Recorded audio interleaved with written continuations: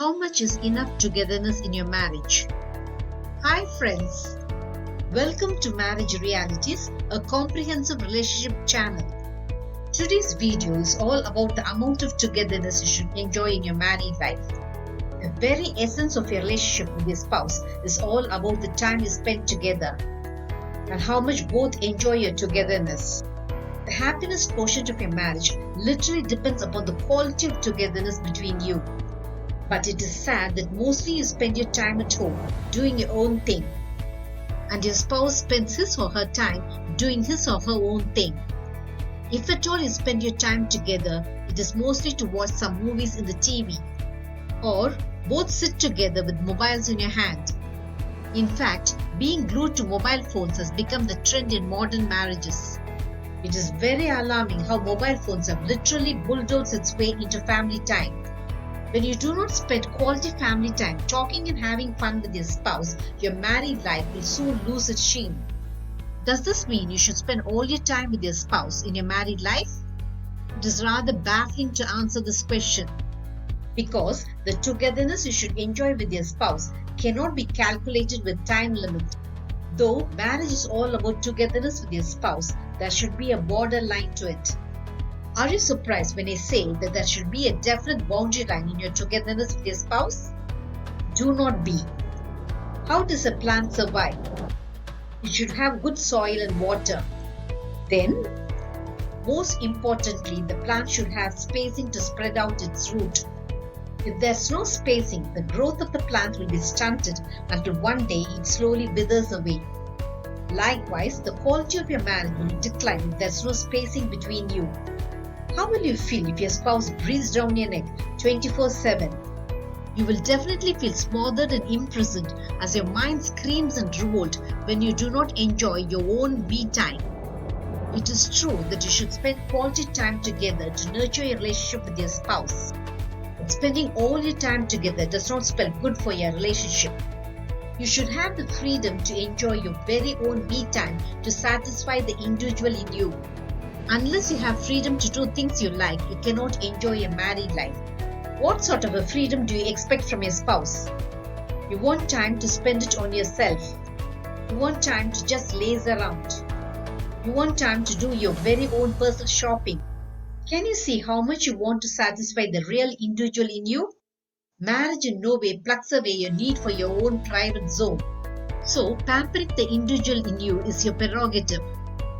I enjoy incredible togetherness with my husband. We were more of friends. We enjoyed watching TV together. We did gardening together. We always looked forward to the early morning coffee we had together. I thought we were a perfect couple, always wanting to be together. But I was in for a shock when we went shopping to select a saree for me.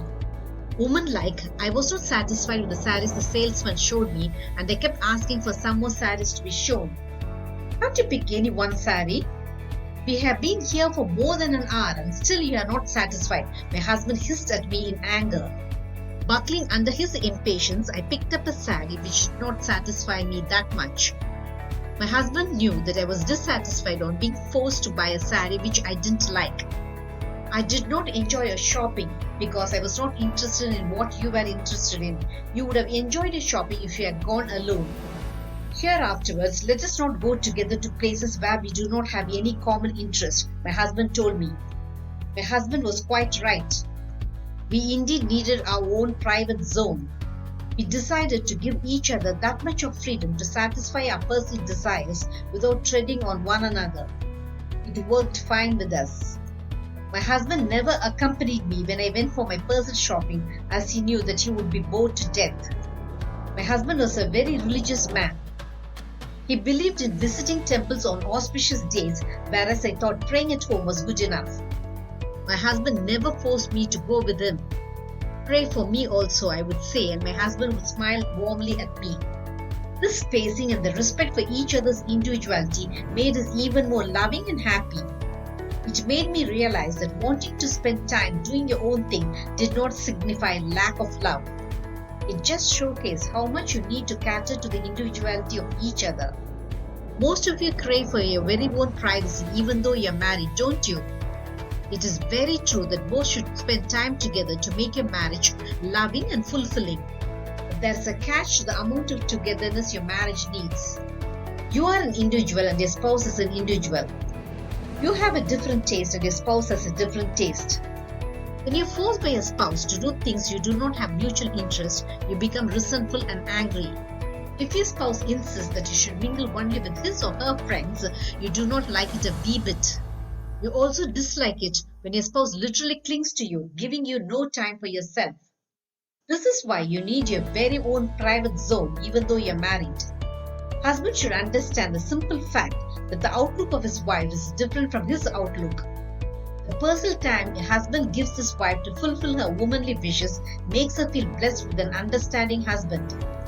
Wife should also understand that the attitude of a husband will be totally contrasting from hers. When a wife allows her husband time to enjoy himself with his friends, he feels he has married a perfect wife. Yes. When you're given freedom to enjoy your private wishes, you feel emotionally satisfied in your married life. On the contrary, if your spouse demands every second of your time, you hate it. Can you see that you do not want your togetherness to intrude into your individual wishes? Does wanting private space mean that you go your way and your spouse goes his or her way? Not at all.